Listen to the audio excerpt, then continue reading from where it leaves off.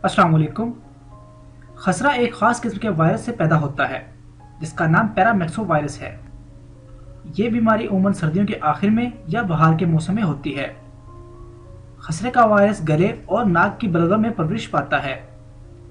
जब मुतासरा शख्स छींक मारता है या खांसी करता है तो इस वायरस के कतरे हवा में फैल जाते हैं और ये कतरे करीब करीब की जगहों पर पड़े रहते हैं जो कि घंटों तक हवा में वायरस को बिखेरे रखते हैं।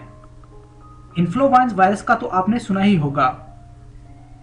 इस वायरस के बरक्स खसरा के वायरस दरवाजों के हैंडल्स और टेलीफोन वगैरह जैसी अशिया पर ज्यादा देर तक जिंदा नहीं रहते। ये हवा में रहने वाला वायरस है और इसका मतलब यह है कि यह वायरस इंतहाई ज्यादा अछूती वायरस है। अगर यह इन्फेक्शन एक दफा हो जाए तो 2 हफ्तों तक कोई अलामत नमूदार हुए बगैर ही ये वायरस बढ़ता रहता है। इस अमल को इनक्यूबेशन कहते हैं और इसके बाद दरअसल अलामत नमूदार होती हैं जैसे खांसी, नज़ला, आंखों का सुर्ख हो जाना, आंसू का बहना और बुखार का हो जाना। बच्चों में चिड़चिड़ापन भी हो सकता है। खसरे में सुर्ख दाने चेहरे और गर्दन पर नमूदार होते हैं और फिर जिस्म के दूसरे हिस्सों पर मुंतकिल हो जाते हैं और 5 दिन के बाद जिस तरह सुर्ख दाने बढ़ते हैं इस तरह कम होना भी शुरू हो जाते हैं। बाज़ औक़ात बदपरहेज़ी और ठंडी अशिया के इस्तेमाल से या मौसमी तगीरात से बिगड़ कर यह मदद 14 रोज तक तवील हो जाती है। बच्चों में खसरा होने की एक वजह वैक्सीन नहीं करवाई जाती और यह बीमारी बच्चों में विटामिन ए की कमी की वजह से भी हो सकती है।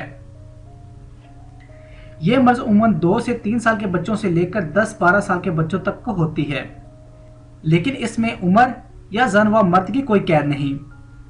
खसरे की सूरत में बच्चे को सुर्ख रंग के कपड़े पहनाएं और खाकसी बिस्तर पर छिड़कें। बच्चे के सिरहाने खरबूजा रखें, इसकी खुशबू से खसरा अच्छी तरह निकल आता है। पहली खुराक बच्चे को 1 साल की उम्र में दी जाती है और दूसरी खुराक बच्चे के स्कूल के शुरू होने के बाद दी जाती है।